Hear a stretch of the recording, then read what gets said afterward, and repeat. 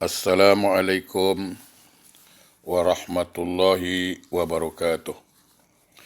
Innal hamdalillah wa syukurulillah wal aqibatu lil muttaqin.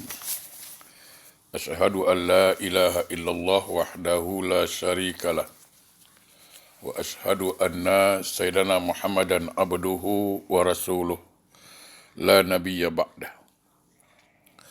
Allahumma fasalli wa sallim ala sayyidina Muhammadin wa ala alihi wa ashabihi rasulillahi ajma'in, amma ba'du. Rabbi israh li sadri wa yassir li amri wahlul 'uqdatam min lisani yafqahu qawli. Subhanaka la ilma lana illa ma 'allamtana innaka antal alimul hakim. La haula wa la quwwata illa billahil aliyil azim. Ilahi anta rabbi wa ridhokal matlubi. Jamaah saudaraku yang berbahagia, khususnya jemaah Masjid Anggulia Serangoon Road, Singapura. Tak lupa kita bersyukur pada Allah Subhanahu Wa Taala. Allah masih beri kita peluang menikmati dunia ini, entah sampai bila kita pun tak tahu. Yang pasti lambat atau cepat dunia ini akan kita tinggalkan. Alhamdulillah kita hari ini dapat bertemu walaupun tidak bertatap wajah, tapi insya-Allah tidak mengurangi fadilah majlis ilmu kita. Amin. Salawat dan salam tak lupa, mari sama-sama kita sanjungkan keharibaan junjungan alam Rasulullah sallallahu alaihi wasallam. Mudah-mudahan kita semua mendapat syafaat dari beliau kelak di yaumil akhir. Amin. Allahumma amin. Jamaah yang berbahagia, menyambung kaji kita yang telah lalu, masih dalam kitab Terapi Penyakit Hati, karangan Ibnul Qayyim Al-Jauziyah. Hari ini kita bahas halaman 10, iaitu waktu-waktu ijabahnya doa. Waktu-waktu doa diijabah. Jamaah yang berbahagia, artinya waktu-waktu ijabah, artinya apa? Adalah waktu-waktu di mana Allah menjawab doa kita. Artinya ini adalah peluang-peluang yang sangat tepat waktunya kalau kita berdoa. Ada beberapa tempat, waktu atau saat-saat yang tepat kita minta pada Allah, kita berdoa pada Allah. Pertama, iaitu sepertiga terakhir di malam hari. Ya, sepertiga terakhir malam hari. Iaitu dimulai biasanya dengan solat tahajud. Di dalam sebuah hadis riwayat Bukhari, Rasulullah bersabda bahawa Rabb kita, Tabaraka wa Ta'ala, Tuhan Allah, turun pada setiap malam ke langit dunia, iaitu saat tersisa sepertiga malam terakhir. Jadi artinya dalam pukul 3 subuh, pukul 2 ke atas lah. Jadi Allah turun pada setiap malam ke langit dunia, artinya rahmatnya, pada sepertiga malam akhir, itu menjelang subuh.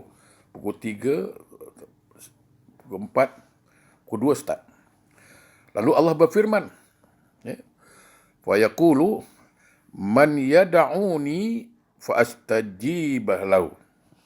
Ya, man yad'uni fa astajibah lahu. Wa man yas'alni fa u'tiyahu wa man yastaghfirni fa aghfir lahu. Apa kata Allah dengan firman-Nya? Barang siapa yang berdoa kepadaku, maka akan aku kabulkan. Barang siapa yang meminta kepada aku, maka akan aku beri. Dan barang siapa yang memohon ampun kepadaku, maka aku akan mengampuninya. Hadis riwayat Bukhari.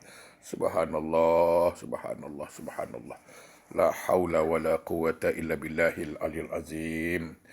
Beruntunglah para hamba yang Allah beri hidayah, Allah beri rahmat, sehingga dia boleh bangun di tengah malam, malam-malam, hari-hari jam-jam terakhir, pukul 2, pukul 3, lalu hamba itu mendirikan solat tahajud, mungkin 2 rakaat, 4 rakaat, 6 rakaat, tak kisahlah, tapi minimal 2 rakaat. Ketika dia bangun di tengah malam, solat tahajud, subhanallah, Allah memberikan tawaran. Ini kesempatan kita berdoa, jemaah. Sekali lagi, ini kesempatan kita berdoa. Kenapa? Karena memang ada perintah Allah. Apa dia? Mayyada'uni fa'astajiba lahu. Allah mengatakan apa? Siapa yang nak berdoa kepada aku? Siapa dia? Siapa yang nak berdoa kepada aku? Sekarang Allah yang bertanya. Siapa yang nak berdoa kepada aku, maka akan aku kabulkan. Subhanallah, mustahil Allah engkar janji. Mustahil Allah bohong terhadap ucapannya. Tidak. Itu yang pertama. Jadi, memang ini tawaran Allah. Kalau Allah yang menyuruh, Allah yang menawarkan, confirm sudah Allah kabulkan. Ya. Apa lagi? Fa'astajib wa may yas'alni fa'u'tiyahu. Siapa yang nak meminta kepadaku, akan ku beri. Minta. Nak minta umur panjang dalam taat beribadah pada Allah. Okey, silakan. Nak minta zuriat, semoga mendapat zuriat, anak yang soleh dan solehah, silakan.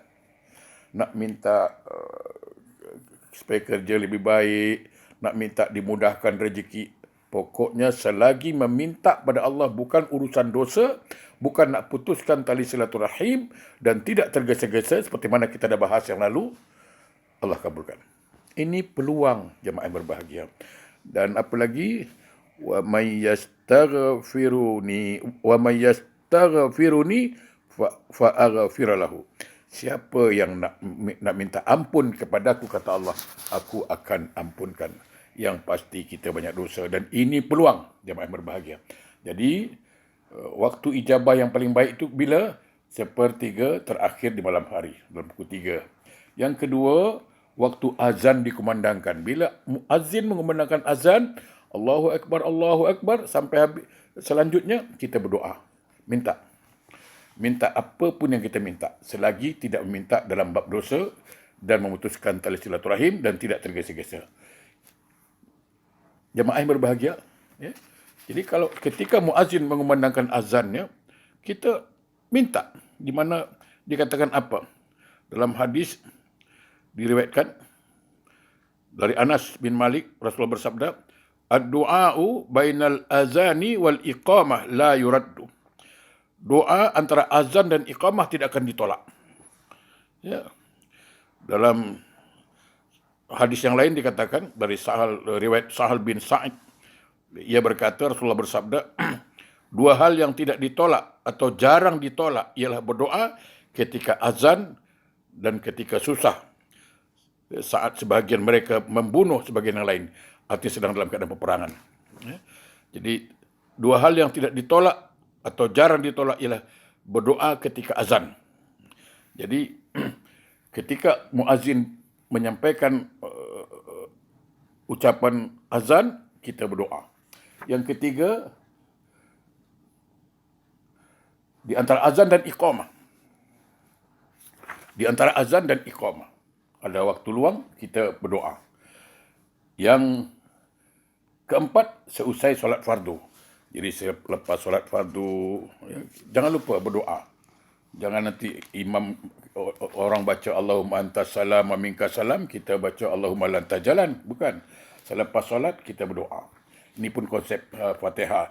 Iyyaka na'budu wa iyyaka nasta'in. Padamu ya Allah kami menyembah dan kepadamu minta tolong. Kita solat menyembah Allah, lepas solat kita minta tolong. Itu betul-betul. Ya.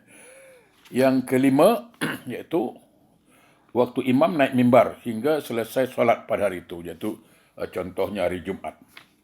Bila khatib naik ke atas mimbar, bila khatib menyebut Allahu Akbar, ketika khatib mengatakan Assalamualaikum warahmatullahi wabarakatuh, lalu khatib akan duduk sebentar, disitulah saatnya kita berdoa. Kita berdoa, minta pada Allah. Jangan lupa, ketika kita berdoa, pertama jangan lupa sifat Allah, iaitu sifat Al-Basir, Maha melihat. Maka angkat tangan betul-betul. Betul-betul angkat tangan. Jangan tangan letak di lutut. Itu tak ada adab. Kerana Allah melihat kita berdoa. Yang kedua, Allah bersifat As-Sami'. Allah Maha mendengar. Maka susunan kata atau kalimat yang diucapkan biarlah betul. Jangan cepat-cepat. Ya, jangan cepat-cepat. Slow. Biar pelan. Bukan pelan cakapnya, tapi kalimat itu pelan. Ya Allah, ya Tuhanku, ampunkanlah segala dosa-dosaku, dosa mak bapak aku. Jangan pula, ya Allah Tuhanku, ampunkanlah dosa-dosa aku. Selamatkanlah kami, ya Allah, mudahkan rezeki. Jangan cepat-cepat. Nak ke mana cepat-cepat? Ya. Jadi, waktu imam naik mimbar,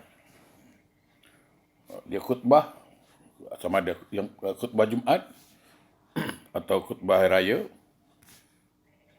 terutama solat Jumaat, bagi kaum lelaki terutama. Bagi muslimah boleh agak. Bila khatib naik mimbar, Assalamualaikum warahmatullahi wabarakatuh, dia akan duduk, kita angkat tangan. Ya, minta ampun pada Allah ketika itu. Ya Allah, ampunkan segala dosa-dosa yang telah kuperbuat. Ya Allah, mudahkan segala urusan rezekiku. Ya Allah, jangan dipersulit. Ya Allah, ya Allah, semua minta apapun masalah. Ingat, jangan pernah cakap masalah aku besar. Aku punya masalah besar. Aku punya masalah besar. Jamaah, bukankah kita ketika solat Jumaat sedang menghadap Allah Maha Besar? Jadi sebesar apapun masalah yang kita hadapi, bila sudah kita serahkan kepada Allah yang Maha Besar, maka masalah kita jadi kecil. Jangan big problem. Ya, tidak. Kita dah bercakap solat, takbir, Allahu Akbar, Allah Maha Besar. Maka semua selain Allah itu kecil, termasuk masalah yang kita hadapi. Dengan syarat semua masalah itu kita larikan, kita adukan kepada Allah Subhanahu Wa Taala. Jadi itu dia. Jadi waktu imam naik mimbar sehingga solat selesai pada hari itu. Yang keenam, pada jam-jam terakhir setelah solat asar. Jadi selepas solat asar, jam-jam terakhir, ya dalam pukul 7 Singapura atau Indonesia dalam pukul 6 atau pukul 5.30, di situ kita berdoa. Di situ kita berdoa dengan sebaik-baik doa. Jamaah yang berbahagia, ada satu hadis saya ingin sampaikan di sini, di mana diriwayatkan dari Abu Hurairah radhiyallahu an bahawa Rasulullah bersabda, aqrabu ma yakunul abdu min rabbih wa huwa sajidun fa aktsirud du'a. Keadaan seorang hamba yang paling dekat dengan Rabb-nya, Tuhannya, ialah pada saat ia sedang sujud, maka perbanyaklah doa di dalamnya. Oleh kerana itu, jamaah yang berbahagia, kita tambah lagi yang ketujuh, apabila kita dalam keadaan sujud, yakni sujud terakhir, solat kita, sama ada solat subuh, solat asar, solat maghrib ke, tak kisahlah. Pada sujud terakhir itu, sesuai dengan hadis Nabi tadi apa? Keadaan seorang hamba yang paling dekat dengan Rabb-nya ialah pada saat ia sedang sujud, maka perbanyaklah doa di dalamnya. Hadis riwayat Muslim. Aqrabu ma yakunul abdu min rabbih wa huwa sajidun fa aksiru doa, maka perbanyak doa. Nabi yang suruh kita perbanyak doa. Jadi ketika kita sujud terakhir, minta pada Allah. Ya, di antaranya pesan Rasulullah pesan Rasulullah pada Muaz bin Jabal, jangan tinggalkan doa ini ketika engkau solat. Apa doanya? Allahumma a'inni ala zikrika wa sukrika wa husni ibadatik. Allahumma a'inni ala zikrika wa syukrika wa husni ibadatik. Ya Allah, tolonglah aku ya Allah untuk selalu berzikir menyebut namamu. Ya Allah, tolonglah aku ya Allah untuk selalu bersyukur atas nikmat yang telah Engkau berikan padaku, dan tolonglah aku ya Allah untuk selalu memperbaiki amal ibadahku. Pesan Rasulullah kepada Muaz bin Jabal, jangan tinggalkan doa ini setiap engkau salat. Allahumma a'inni ala zikrika wa syukrika wa husni ibadatik. Wallahu alam. Assalamualaikum warahmatullahi wabarakatuh.